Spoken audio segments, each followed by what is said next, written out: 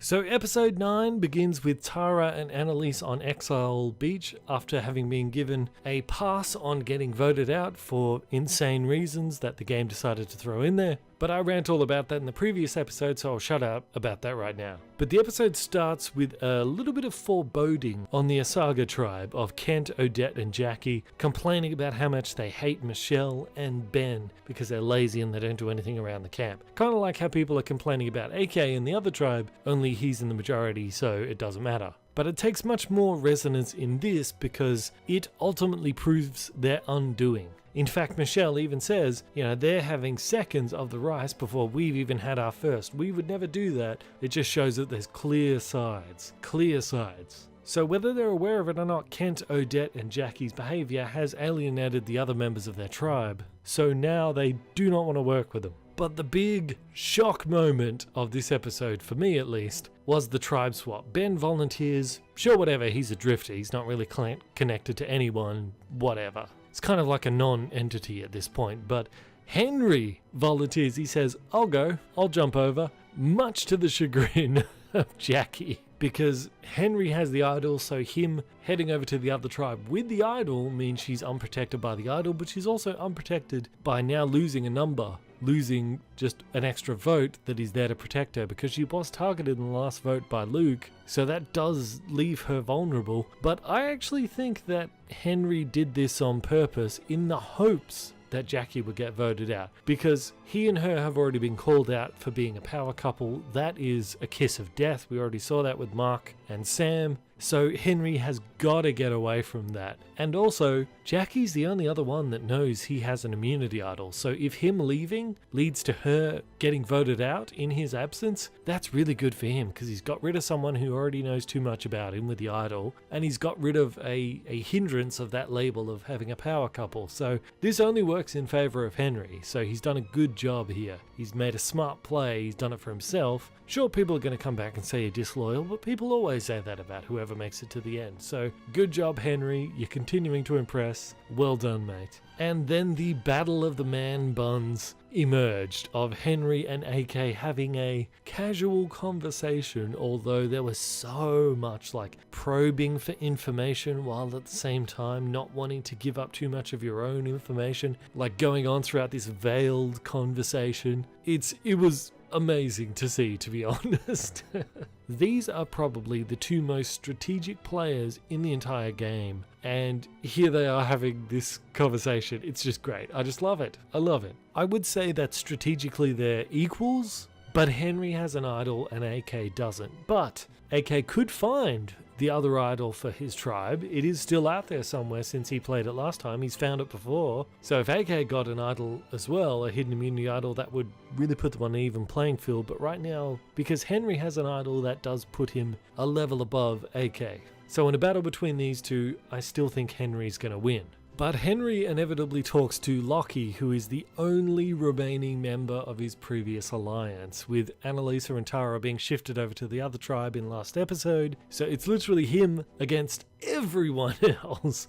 So he talks to Henry, he's like, mate, can we do something here? And Henry seems pretty receptive to it, as he should appear. You should always appear to be receptive to alliances in Survivor. But that alliance between Henry and Lockie seems like a good move to me. That gets me excited, the idea of the two of them working together. And also because Henry, he's either going to have to side with Lockie or he's going to have to side with AK. And there's no way he can side with AK because they're both strategic brains. You can't have two brains in the same alliance. There's always a struggle for dominance there. So he'd be much better off siding with Lockie, but of course Lockie's on his own. Now Henry does have the idol. He could use the idol, play it for Lockie to help save him if he thinks it's worth it, but I actually think the best strategy for Henry moving forward from this position he's in now would be that he forms an alliance, a secret alliance between him and Lockie, and between the two of them, the strength of just the two of them, they try to win all the immunity challenges just off their backs, because they're both great challenge performers. They could totally do that.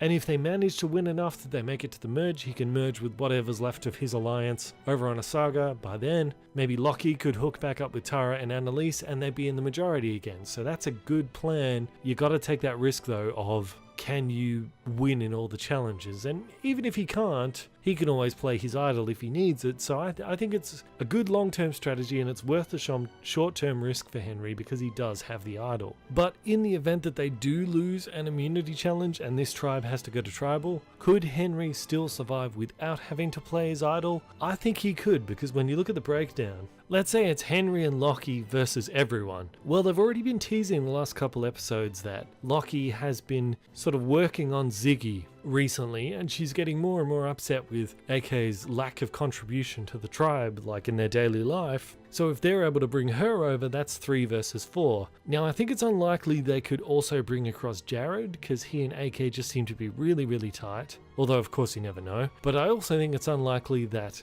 Tess will come across, because she's still grateful to AK for saving her life when she was on the bottom, when he flipped the game. So I think it's unlikely she'll jump ship again. Leaving Peter. Now Peter, if Lockie's able to get over his hurt feelings for Peter betraying him before, Peter jumped ship from the Lockie Alliance because he saw it was a sinking ship, and he jumped. If Ziggy heads over towards Henry and Lockie as well, and Peter sees this, he might jump ship again to escape the sinking ship of AK. He's proven in his pattern of behavior before that's what he does. If Lockie could just swallow his pride and just accept him back, they could then have a majority of 4 against a minority of 3 of AK, Jared and Tess, and then AK goes home. But my prediction is, if in a future episode this tribe goes to council in the state that it's in, I still think Henry will win. I still think he can pull over Ziggy. I think he could work his magic on Peter, or maybe even Tess, or maybe even Jared, who knows. I think he only needs to get 2 more votes and then he could take out AK. The chances of AK getting another idol are slim, so statistically I'd say the odds are on Henry's side for taking out AK if they do go to tribal again, but I don't think that's a good strategy for Henry to go with. I think he should just try to win the challenges with Lockie until the merge. That'd probably be the best strategy. But of course, they did not lose the immunity, they won the immunity, so we'll have to wait and see how that turns out, because it was new Asaro tribe going to tribal.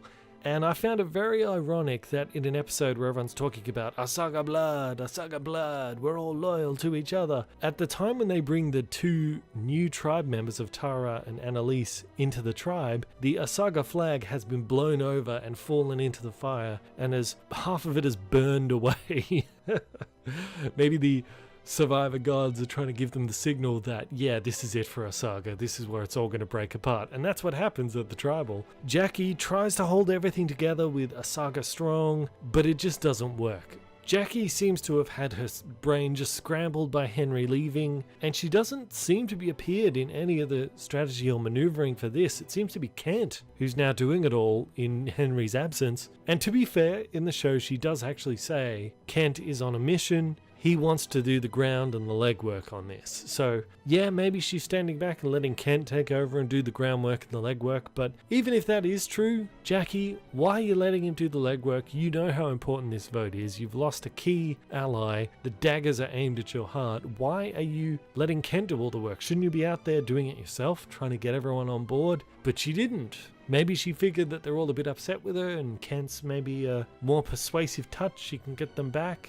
I don't know. But whatever her reasoning, she could not keep her little tribe together. Because Sarah confirms to Jericho she's going to vote out Jackie. She's going to vote with them and vote out Jackie because Jackie's annoying. She says she's sick of her complaining all the time. But because Jackie sees her talking to Jericho, this tips her off that maybe Sarah's not on board now. So they all decide they're going to target Sarah and cut the head off the snake. So the vote turned out to be Kent, Odette and Jackie all voted Sarah. Michelle, Jericho and Luke, that alliance as well, all voted Jackie. Sarah jumped ship because she must have sensed that the knife was aimed at her. And Tara and Annalisa, they also voted Jackie because they could see which way the tide was going and they wanted to be a part of it. So in the end, Jackie got voted out. So just not well played, Jackie. I mean, you should have really been trying to get Tara and Annalisa on board with you as soon as they showed up at the beach. But you didn't really seem to be all that interested in that. And you should have been. You really should have been.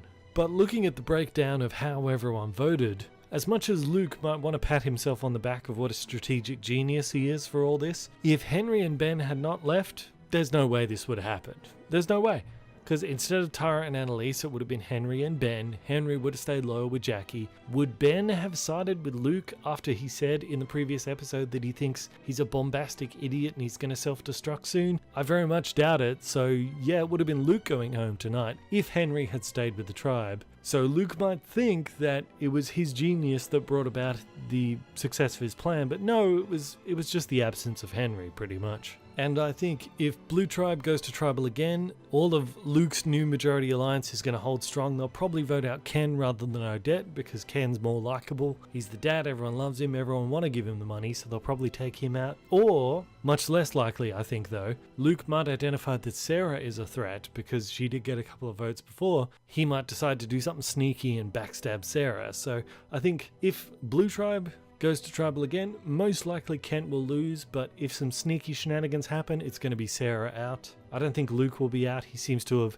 dug himself in and solidified his power in Henry's absence now. But we'll have to wait and see. It's an action-packed season of Survivor. Very happy to be reviewing it. Follow me on Twitter to keep in touch with my thoughts on the show, especially during the show when the show's going on. I comment during the show as it's on TV, so follow me on Twitter as well. So I'm Bandit, this is Bandit Strategy. Until next time, I will see you guys in the comments.